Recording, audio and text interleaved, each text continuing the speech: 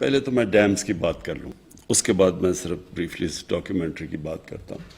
دیکھیں، ہمارا جو ملک میں انفارچونیٹلی ایک بہت بڑا المیہ ہوا، وہ یہ کہ ڈیموکریسی کے اندر جو ہر 5 سال کے بعد الیکشن ہوتا تھا، اس الیکشن کی وجہ سے لانگ ٹرم پلاننگ نہیں ہوئی. اور ڈیمز لانگ ٹرم پلاننگ ہوتی ہے، اور ملک جو بھی ملک ترقی کرتا ہے وہ ہمیشہ لانگ ٹرم پلاننگ سے کرتا ہے. اگر چائنا کو آج ہم دیکھتے ہیں کہ دنیا کی سب سے تیزی سے بڑھتی ہوئی اکنامک پاور اور سپر پاور بننے جا رہا ہے، تو چائنا کی اگر آپ ساری اسٹڈی کریں، ڈیولپمنٹ کا جو ان کا جو ماڈل ہے وہ لانگ ٹرم پلاننگ کا ہے. ابھی سے جب ہم چائنا گئے تو انہوں نے ہمیں باقاعدہ بتایا کہ ان کی اگلے 10 سال 20 سال وہ کس طرح کیا پلان کر رہے ہیں. اور کوئی قوم آگے نہیں بڑھ سکتی جب تک وہ لانگ ٹرم پلاننگ نہ ہو، آگے کا نہ سوچے. تو ہمارا بدقسمتی سے کیا ہوا ہے، 5 سال کی ٹرم ہوتی ہے، کوشش یہ ہوتی ہے کہ 5 سال کے بیچ میں جو بھی چیز کمپلیٹ ہو جائے تاکہ پبلک کو دکھائیں، پھر بہت زیادہ اربوں روپیہ اشتہاروں پہ خرچ کریں اور پھر اس کے اوپر الیکشن جیت جائیں. تو یہ جو ہمارا ایک ہینڈی کیپ آیا، اس نے بہت نقصان پہنچایا پاکستان کو. سب سے بڑا نقصان یہ پہنچایا کہ ہماری جو اویلیبل ہائیڈرو الیکٹریسٹی تھی وہ سستی بھی تھی، واٹر ریزروائرز بھی بن جانے تھے، ہماری ایگریکلچر کو بھی فائدہ ہونا تھا. بجائے اس کا سوچنے کے لیے وہ شارٹ ٹرم میں وہ ہم نے فیصلے کیے جس سے آج پاکستان کی جو بجلی ہم بناتے ہیں وہ سارے برِ صغیر میں سب سے مہنگی بجلی ہے. اور وہی نہیں مہنگی بجلی، بلکہ جس طرح کہ ہم نے کانٹریکٹس کیے، جو ابھی فیصل واڈا نے بتایا کہ کانٹریکٹس یہ کیے کہ چاہے ہم بجلی خریدیں یا نہ خریدیں، کانٹریکٹس اب ایسے ہیں کہ 2013 میں 180 ارب روپے کی کیپیسٹی پیمنٹس تھی، میننگ کہ ہم بجلی استعمال کریں یا نہ کریں اتنا پیسہ ہم نے دینا تھا پاور پروڈیوسرز کو، جو جنریٹ کرتے تھے بجلی. ہماری گورنمنٹ آئی، وہ اماؤنٹ پہنچ گیا، جو نئے پلانٹس آئے جنریشن میں تو وہ پہنچ گیا 500 ارب پہ. اور 2023 میں 1500 ارب روپیہ ہم خرچ کریں گے بجلی کے کیپیسٹی پیمنٹس پہ، چاہے ہم وہ بجلی استعمال کریں یا نہ کریں. تو اس کا بھی ایک پرابلم ہے. پرابلم یہ ہے کہ ہماری سردیوں اور گرمیوں میں جو بجلی ہم استعمال کرتے ہیں اس میں بہت فرق ہے. گرمیوں میں ہماری اس وقت بجلی اگر 24,000 میگا واٹ کے ارد گرد استعمال ہوتی ہے تو سردیوں میں وہ گر کے آ جاتی ہے 8 یا 9,000 پہ. تو اس کا مطلب یہ ہے کہ اگر سردیوں میں ہم بجلی نہیں استعمال کریں، پیسے پھر بھی ہم نے دینے ہیں. اس کی وجہ سے بجلی مہنگی ہو گئی ہے. اور پھر کئی کانٹریکٹس ہم نے کیے جس میں ہم نے بڑی مہنگی بجلی کانٹریکٹ کی دنیا کی مقابلے میں. تو یہ اس لیے ہوا کہ یہ ساری شارٹ ٹرمزم کے اوپر، اس میں کرپشن بھی تھی، شارٹ ٹرم سوچ تھی کہ ہم صرف اگلے الیکشن کا سوچیں اور پھر اس کے بیسس پہ الیکشن جیت کے تو پھر آگے چلیں. یہ جو ڈیمز ہم نے 50 سال کے بعد فیصلہ کیا 2 بڑے ڈیمز بنانے میں، جس میں مومند ڈیم پرابلی جلدی بھی بن جائے گا اور اس کا بہت بڑا امپیکٹ پڑے گا پشاور کے اوپر اور پانی واٹر سپلائی کے اوپر. پانی کے آگے ہمیں جو پرابلمز ہوں گے اور بجلی بھی بن جائے گی. یہ 50 سال کے بعد 2 ڈیمز بڑے بن رہے ہیں. اس سے پہلے ہمارے پاس تھے تربیلا اور منگلا، ہماری زندگی میں وہ بنے تھے. اور اس کے بعد کوئی ڈیمز نہیں بنے، حالانکہ پاکستان کا جو ہائیڈرو الیکٹریسٹی کا پوٹینشیل ہے وہ ہم سمجھتے ہیں تقریباً 50,000 میگا واٹ، 70,000 میگا واٹ کا پوٹینشیل تھا، جو کہ اگر ہم ٹائم ٹو ٹائم ڈیمز بناتے رہتے تو آج ہم اس سچویشن میں نہ ہوتے کہ ہماری جو انڈسٹری ہے اگر ہم اس کو سبسڈائز نہ کریں تو وہ مقابلہ ہی نہیں کر سکتی ہندوستان اور بنگلہ دیش کی انڈسٹری کا، کیونکہ وہاں کے بجلی کے ریٹس ہمارے سے کم ہیں. مجھے دوسری چیز اس کی یہ جو دو ہم بڑے پروجیکٹس کر رہے ہیں، اس کی کلین انرجی، ہائیڈرو الیکٹریسٹی، صاف انرجی ہے، جو کہ آج کل کلائمیٹ چینج کے اندر بہت میٹر کرتی ہے. اور ہم پاکستان، سب کو پتہ ہے کہ ہم بڑے ونربل ہیں کلائمیٹ چینج. پاکستان کوئی دنیا کے 8 یا 9 نمبر پہ پاکستان کا ہے جو کہ سب سے زیادہ ونربل ہے کلائمیٹ چینج پہ.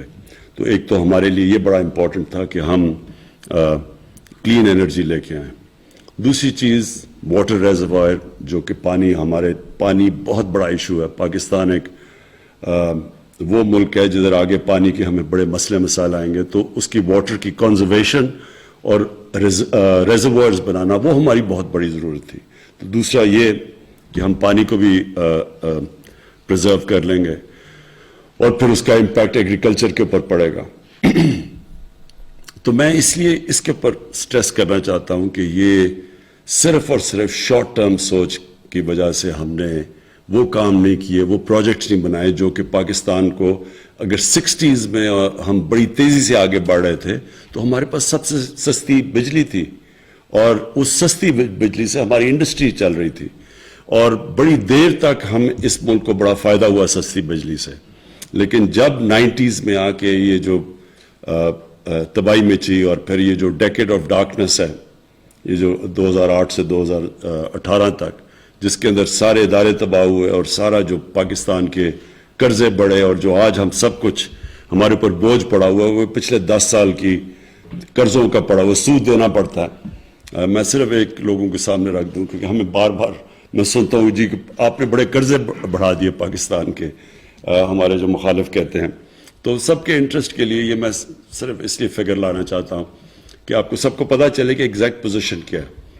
ہماری جو گورنمنٹ آئی تھی تو جو پاکستان کی لائبلٹیز تھی وہ 30,000 ارب تھیں، اور جو پاکستان کے اوپر قرضے چڑھے ہوئے تھے وہ 25,000 ارب تھے. تو جب سے ہماری گورنمنٹ آئی ہے 2.5 سال میں، وہ 25,000 ارب سے قرضے گئے 36,000 ارب پہ. 11,000 ارب کے قرضے ہمارے دور میں بڑھے ہیں. لیکن اس کی بریک ڈاؤن آپ سب کو دے دوں. 11,000 میں سے جو 6,000 ارب روپے کے ہمیں قرضے لینے پڑے، وہ کون سے؟ وہ پرانے لیے ہوئے قرضوں کے اوپر سود دینے کے لیے. تو 6,000 ارب تو چلا گیا جو پچھلی گورنمنٹ سے قرضے لیے تھے ان کے اوپر سود دینے کے لیے. 3,000 ارب کیوں چڑھ گئے قرضے؟ کیونکہ روپیہ 105 سے گیا 160 تک، ڈالر گیا 105 سے 160 تک. تو جو وہ ڈالر کے اندر جو قرضے تھے وہ امیجیٹلی 3,000 ارب کا ہمیں کچھ کیے بغیر وہ صرف روپے گرنے سے وہ چڑھ گئے. اور وہ ہماری وجہ سے روپیہ نہیں گرا. روپیہ اس لیے گرا کہ جب ہمیں گورنمنٹ ملی تھی تو 60 ارب ڈالر کی امپورٹس تھی اور 20 ارب ڈالر کی ایکسپورٹس تھی. تو سب سے پاکستان کی تاریخ کا سب سے بڑا ٹریڈ گیپ تھا. اور جو کرنٹ اکاؤنٹ ڈیفیسٹ یعنی ڈالر کتنے اندر جا رہے ہیں اور باہر آ رہے ہیں 20 ارب ڈالر، جو بھی پاکستان کا تاریخی گیپ تھا. اس کی وجہ سے ظاہر ہے روپے نے گرنا تھا، کیونکہ روپے ڈالر کم ہو گئے، ڈالر کی ویلیو اوپر چلے گی، روپیہ گر گیا. اور جب روپیہ گرا تو 3,000 ارب وہ چڑھ گئے تو 9,000 ارب ہو گئے. 2,000 ارب جو تھے اس میں سے 800 ارب روپیہ یہ جو کووڈ آیا، کووڈ کی وجہ سے ہماری کلیکشن کم ہو گئی، وہ 800 ارب روپے جو ٹیکس کلیکشن کم ہوئی ادھر چلے گئے. اور باقی جو ہم نے پھر پیکج دیا ریلیف کا کووڈ کے لیے، جو ہم نے لوگوں کے لیے احساس میں پیسے بانٹے، تو وہ ہمیں وہ باقی ملا. تو میں صرف بریک ڈاؤن دے رہا ہوں کہ یہ قرضوں کا لوگوں کو پتہ چل جائے کہ یہ کیا لیگیسی تھی، کیوں ہم پرانے دور کی بات کرتے ہیں. اب میں بریفلی جو یہ فلم کے اوپر دیکھیں، میں یہ بار بار سنتا ہوں کہ جی پاکستان کا سافٹ امیج ہمیں کرنا چاہیے. سافٹ امیج کا کیا مطلب ہے؟ کہ سافٹ امیج کیا کہ ہم کیا ہیں کہ ہمیں سافٹ امیج لوگوں کو دینا چاہیے؟ یہ کیوں ہم کہتے ہیں ہمیں سافٹ امیج دینا چاہیے؟ اور کیا پاکستان کا سافٹ امیج آ جائے گا تو کوئی دنیا ہمیں بڑا اچھا اوپر سمجھے گی؟ ہمیں اس طرح کی غلط فہمی میں نہیں پڑنا چاہیے. یہ احساس کمتری ہے. جب ایک قوم کے اندر کانفیڈنس چلا جاتا ہے تو وہ لوگوں کو خوش کرنے کی کوشش کرتے ہیں. ہمیں کبھی سوچنا نہیں چاہیے کہ ہم کچھ کریں گے. اگر مغرب چاہتی ہے کہ جی جو پچھلے جنرل مشرف کے دور میں جی انلائٹنڈ ماڈریشن, یہ ہم نے زندگی میں پہلی دفعہ لفظ سنا تھا, انلائٹنڈ ماڈریشن. کسی کو نہیں پتا کیا ہے انلائٹنڈ ماڈریشن. ساروں نے, زیادہ تر لوگوں نے اس کو یہ سمجھا کہ اگر جتنا ہم مغربی لوگوں کی طرح لگیں گے تو اتنا ہی ہم ماڈریٹ لگیں گے. تو لوگوں نے انگریزی بولنی شروع کر دی, اور وہ انگریزی کپڑے, یعنی ساروں نے ویسٹرن کلوتھ پہننا شروع کر دیے, سب نے سوٹس پہن لیے, ہم ماڈریٹ ہو گئے. کیا یہ ہے ماڈریشن؟ سو یہ پلیز سمجھا, یہ احساس کمتری, جب آپ نے کانفیڈنس چلا جاتا ہے تب ایک قوم ایسی حرکتیں کرتی ہے. ہمیں صرف ایک امیج پروموٹ کرنا ہے, ایک خوددار قوم جو اپنے پیر پہ کھڑی ہے, جس میں اپنے اندر کانفیڈنس ہے, جو بلیو کرتی ہے, اپنے فیوچر کے اندر بلیو کرتی ہے. وہ کسی کے اوپر ریلائی نہیں کرتی, کسی سے قرض یا بھیک نہیں مانگتی. تب دنیا عزت کرتی ہے. آپ ایک چیز یاد رکھ لیں کہ عزت تو اس انسان کی ہوتی ہے جو خوددار ہوتا ہے. آپ ایکسپیریمنٹ کر لیں, غریب سے غریب آدمی ہوگا جس میں غیرت اور خودداری ہوگی, آپ اس کی عزت کریں گے. امیر سے امیر آدمی بھی جھکا ہوا ہوگا, کوئی دنیا میں اس کی عزت نہیں کرتا. تو ہمیں جو جس طرف جانا ہے, ایک خوددار پاکستان کی طرف جانا ہے, اور پھر جو بڑی سوچ رکھنے والا ملک ہو.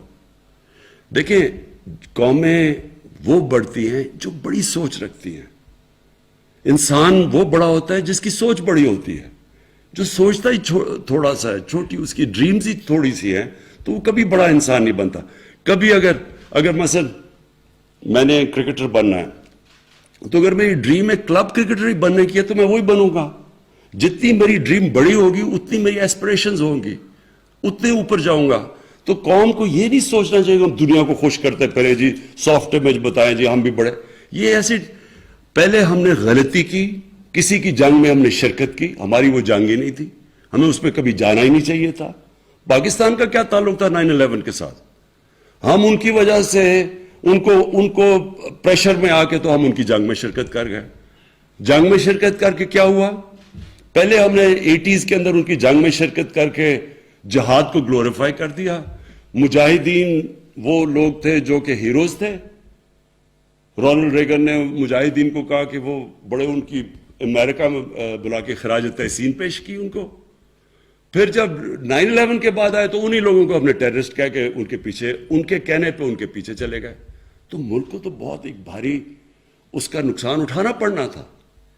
تو ہم یہ نہ کہیں کہ ہم, کیونکہ ہمیں وہ دہشت گرد کہنا شروع ہو گئے تو ہم اپنا سافٹ امیج کریں. ہمیں کبھی بھی, جب بھی آپ کسی کے پریشر میں آ کے غلط کسی اور کی جنگ میں شرکت کرتے ہیں اور پھر اپنے ملک کو نقصان پہنچاتے ہیں, تو اس کا یہ ہو ہی نہیں سکتا کہ آپ سفر نہ کریں. کسی سے بھی آپ کسی کی جنگ میں شرکت کریں گے, ان سے کوئی بینیفٹس لے کے, اس کا نقصان ہوگا. وہ کہتے ہیں انگریزی میں ہے کہ دیر از نو فری لنچ. جو بھی آپ سمجھتے ہیں کہ ہمیں ایڈ ملے گی یا کچھ, اس کے پھر بڑے نقصانات اٹھانے پڑتے ہیں. تو ہم نے اپنے ماضی سے کیا سیکھا؟ ہم نے اپنے ملک کو مضبوط کرنا ہے, اپنے ملک کو پیر پہ کھڑا کرنا ہے. ہم نے اپنے قوم کو تیار کرنا ہے کہ ہمیں ٹیکس جب تک نہیں دیں گے تو ملک اپنے لوگوں کو پڑھا نہیں سکے گا, اپنے علاج نہیں کروا سکے گا, اپنی انفراسٹرکچر نہیں ٹھیک کر سکے گا. تو قوم نے ٹیکس دینے ہیں. کسی کے اوپر ہاتھ نہ پھیلائے کسی کے سامنے. جیسے جیسے ہمارا مائنڈ سیٹ چینج ہوتا رہے گا. میں آج آپ کے سامنے ایک وہ آدمی جس نے ساری دنیا دیکھی ہوئی ہے, جو پوٹینشل پاکستان میں ہے, شاید ہی دنیا میں کوئی ملک ہے جس میں اتنا پوٹینشل ہے.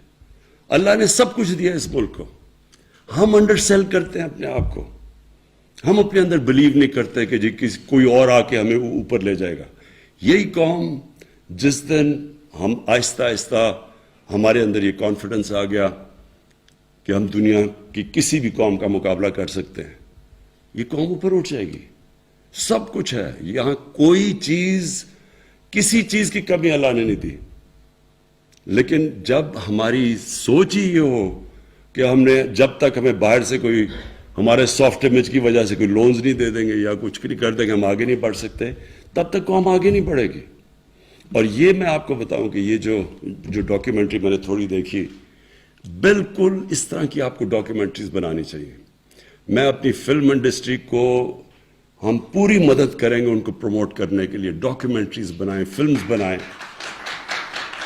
کیونکہ اس ملک میں اللہ نے ٹیلنٹ دیا ہے. کیونکہ مجھے تو ہندوستان سے ہمارے یہاں مجھے تو تب یاد ہے جب ہمارا جو ٹی وی ہوتا تھا سارے ہندوستان میں دیکھا جاتا تھا, پی ٹی وی سارے ہندوستان میں دیکھا جاتا تھا. ہمیں تو تب بھی یاد ہے ہماری فلم انڈسٹری اچھی بلی چل رہی تھی, پیچھے رہ گئی. پیچھے میرے خیال میں بہت بڑی وجہ یہ تھی کہ وہ کاپی کرنا شروع کر دی ہندوستان کی فلمیں. دیکھیں ویلیو صرف اوریجنل کی ہوتی ہے, کاپی کی کوئی ویلیو نہیں ہوتی. لوگ تو وہ آگے بڑھتے ہیں جو اپنا راستہ نکالتے ہیں. آپ کاپی تو اچھی کاپی بن جائیں گے, اچھے سے اچھی آپ پکاسو کی کاپی کر لیں, اس کی کوئی ویلیو نہیں ہے. ویلیو صرف اوریجنل کی ہے. تو ہم نے اپنے بجائے اپنی اوریجنل تھنکنگ کرنے کے چیپ ہندوستان کی کاپیز شروع ہوگی, خود ہی اپنی فلم کو نیچے لے آئے. لیکن جو ہمارا پی ٹی وی تھا بڑے ہائی سٹینڈرڈ کا تھا. پھر جو ہمارے یہاں پرفارمنس میں نے دیکھے زبردست, کوئی مقابلہ نہیں کرتا تھا نصرت فتح علی خان کا. اور ہمارے جو یہاں کے یوتھ بہت ٹیلنٹ ہے, یہاں عاطف ہمارا بیٹھا ہوا ہے, اس کا کوئی وہاں مقابلہ نہیں کرتے. ٹیلنٹ ہے ہمارے لوگوں میں. ہم کرکٹ میں ہم ہندوستان 7 گنا بڑا ملک تھا. میں نے ہندوستان کے خلاف 24 ون ڈے میچ کیپٹن کیے ہوں گے, 19 جیتے ہم, 1 وہ ٹائی تھا. تو یعنی ہم ان سے ہمیشہ بہتر تھے. چھوٹا ملک تھا لیکن جب تک ملک کے اندر کانفیڈنس تھا ہر فیلڈ میں ہم ایکسل کرتے تھے. تو یہ یاد رکھیں کہ اس ملک میں اللہ نے سب کچھ دیا ہے. لیکن بدقسمتی یہ ہے کہ جب کرمنلز آ کے ملک کے اوپر سربراہ بن جائیں تو وہ کوئی ملک نہیں ترقی کر سکتا. ایک فیکٹری کے اوپر اب چور کو بٹھا دیں, فیکٹری بیٹھ جائے گی آپ کی, ملک کیسے نہیں بیٹھے گا. سو اس لیے کانفیڈنس رکھیں اپنے آپ میں. ہمارے میں سب کچھ ہے, ہمارے میں ٹیلنٹ ہے. اور اگر آپ نے صحیح ٹیلنٹ دیکھنا ہے پاکستانیوں کا تو باہر جا کے دیکھیں. پاکستان سے باہر ایسا ٹیلنٹڈ پاکستانی بیٹھا ہے. ہر فیلڈ کے اندر لوگ ایکسل کرتے ہیں. صرف ہم نے اپنے ملک کا سسٹم ٹھیک کرنا ہے جو الاؤ کرے میرٹ کو اوپر آنے کے لیے. تو وہ سسٹم تھوڑا ٹائم لگتا ہے. لوگ کوئی فکر نہیں کرنی چاہیے کہ جی ابھی چینج نہیں آیا, یہ برا ہے. ایک سسٹم جب ایک پرانی عادتیں پڑ جائیں تھوڑا ٹائم لگتا ہے وہ مائنڈ سیٹ چینج ہونے میں. لیکن یہ مطمئن ہو جائیں سب کہ یہ ملک کے اندر جو اللہ نے دیا ہے یہ خاص اللہ کا ملک ہے. اس میں جو ٹورزم میں پوٹینشل ہے, جو اس کی زمین اللہ نے زرخیز دی ہے, جو اس میں ورائٹی دی ہے, جو ڈائیورسٹی دی ہے, یہ شاید ہی کسی آپ کو دنیا میں ملک میں بنے. جو کانڈے ناسٹ نے جو لیڈنگ میگزین ہے انہوں نے کہا جو لیڈنگ دنیا کا جو آگے جا کے جو ٹورسٹ ڈیسٹینیشن ہے وہ پاکستان کی انہوں نے بات کی ہے. تو وہ ایسے نہیں لکھتے. پھر میں واپس جنرل مزمل آپ کو آخر میں خراج تحسین پیش کرنا چاہتا ہوں کیونکہ یہ صرف یہی نہیں کہ آپ نے یہ بہت بڑے چیلنج ٹیک آن کیے ہیں. یہ 2 بڑی ڈیمز بڑے چیلنجز ہیں.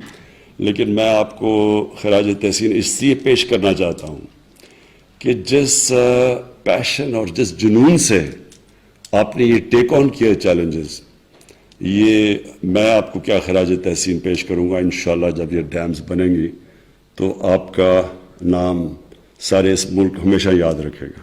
Thank you.